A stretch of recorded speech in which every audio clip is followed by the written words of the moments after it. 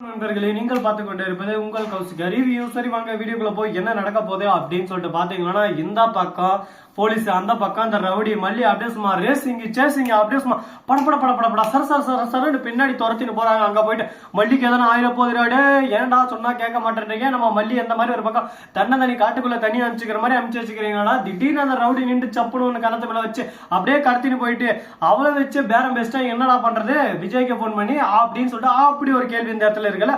சரி, அந்த மாதிரி ஒரு பக்கம் இருந்தாலும் அதே சமயத்துல மறுபக்கம் அந்த போலீஸ் ஒரு பக்கம் நான் பிடிச்சிருவேன் அப்படின்னு சொல்லிட்டு சும்மா வேகமா போயிட்டு இருக்காரு நம்ம தலைவன். அந்த அப்படியே சும்மா லொகேஷனை ஃபாலோ பண்ண பின்னாடியே நம்ம விஜய் ஒரு பக்கம் போன் பண்ணி சொல்லிட்டாப்ல.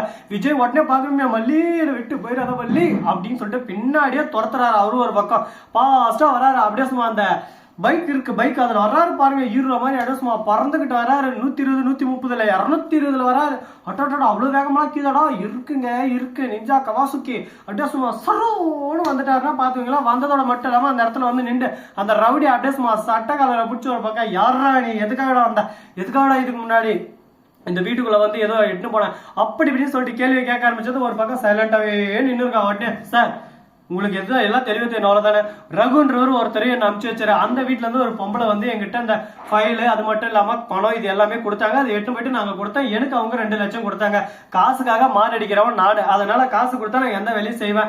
அதனாலதான் இந்த வேலையை செஞ்சேன். இது மத்தபடி எனக்கு எந்த விஷயமும் தெரியாது. நான் ஆளை விட்டா சரி இப்படியே நான் துணியாலும் ஓடிடுவேன். இதுக்கு மேல என்ன பிடிச்சி நீங்க நோட்டனாலும் சரி, குத்தனாலும் சரி, குடஞ்சாலும் சரி, என்கிட்ட ஒன்னும் இல்ல அப்படின்னு சொல்லிட்டு ஒரே வார்த்தையில அந்த ரவுடி வந்து சொல்லலாம். உடனே பாக்கணுமே, விஜய் இருந்து ஒரு பக்கம் அந்த வீட்டுல இருந்து கொடுத்துக்கிறதா யாரா இருக்கும், ஒருவேளை நிஷாவா இருக்குமா அப்படின்னு சொல்லிட்டு யோசிக்கிறான். ஒரு பக்கம் ராஜேஸ்வரி, இல்ல ராஜேஸ்வரி அங்க இல்ல ராஜேஸ்வரி இங்கதான் இருந்தா. அப்ப என்னவாதான் இருக்கும், யாருதான் இது காரணம், யாருன்னே தெரியாம எப்படிடா நம்ம இதை விட்டுறது, இது இப்படியே விட்டா வேலைக்கு ஆகாது, இன்னைக்கு நடக்கிற விஷயமா நாளைக்கு போய் பெருசா முளைக்கும், அதனால யாரும் எப்படியும் சும்மா விட்டுறக்கூடாது, இதுதான ஒண்ணு 2ல 1 துண்டா என்ன அப்படின்னு சொல்லிட்டு பாத்துடணும்னு ஒரு முடிவுல இருக்காங்க. என்னதான் பண்ண போறீங்க, நீங்க சொல்றதெல்லாம் பார்த்தா எங்களுக்கு ஒரு பக்கம் பக்குன்னு இருக்கு. என்னடா புதுசா எதனா பண்றாங்களோ, இப்படி பண்றாங்களோ, அப்படி பண்றாங்களோ அப்படின்னு சொல்லிட்டு ஒரு பக்கம் பதட்டமாவும் இருக்கு, பயமாவும் இருக்கு.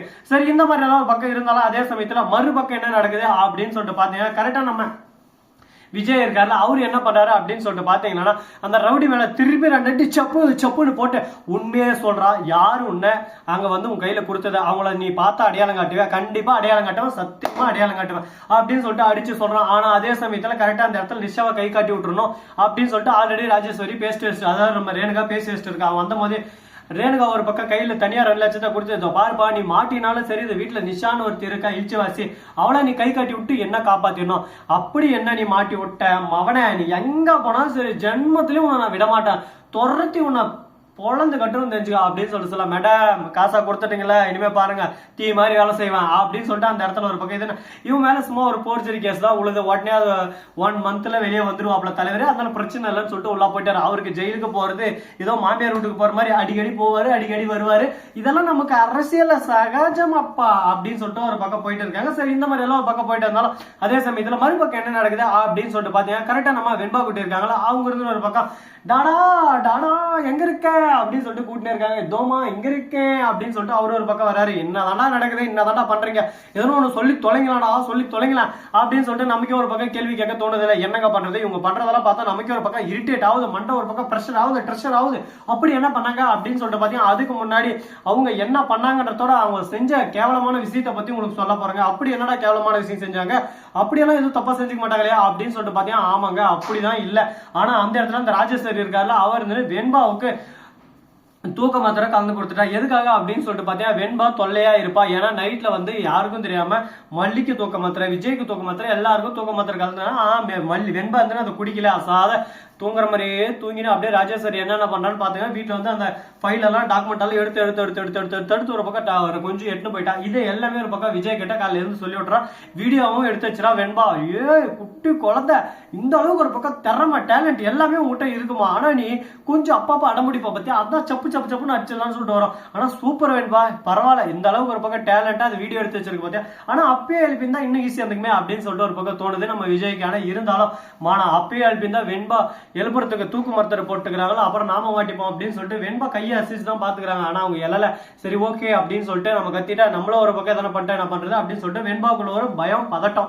ஓகே, இந்த இடத்துல எந்த ஒரு முயற்சியும் செய்யாம அழகா வீடியோ எடுத்து கியூட்டா அந்த ஆதாரத்தை இவங்க கொடுத்த வேலை. இதுக்கே வெண்பாவை நம்ம பாராட்டணும், ஒரு பக்கம் பாராட்டி தள்ளி விடணும் ஒரு பக்கம். சரி, இந்த மாதிரி எல்லாம் பக்கம் போயிட்டு இருக்க மறுபக்கம் என்ன நடக்குது அப்படின்னு சொல்லிட்டு பாத்தீங்கன்னா கரெக்டா நம்ம விஜய் இருக்கல ராஜேஸ்வரி கிட்ட போய் தாம் தூம் தல்லா ரெடி டும் டும் அப்படின்னு சொல்லிட்டு தட்டுறாரு. உடனே ராஜேஸ்வரி என்னப்பா தம்பி என்கிட்ட ஓவரா பேசுற, என்னதான் உனக்கு பிரச்சனை, இதுக்கு எனக்கு எந்த சமுதாயம் நான் எதுவும் பண்ணல, என்ன விட்டுறாளே அப்படின்னு சொல்லிட்டு சொல்லிருக்காங்க. இதெல்லாம் கேட்ட ஒரு பக்கம் கேட்கறதுக்கு நல்லா தான் இருக்குப்பா, ஆனா இருந்தாலும் நிறைய விஷயங்கள்லாம் நீங்க பண்ணது தப்பு. அந்த தப்பா நான் தப்பு நீ தட்டி கேட்கிற போது நீ தப்பு இல்லைன்னு சொல்லிட்டு சொல்ற பாத்தியா, அப்பதான் எனக்கு ஒரு பக்கம் இரிட்டேட் ஆகுது. நீ பண்ணது தப்புன்னா தப்புன்னு சொல்லிட்டு ஒத்துக்கோ.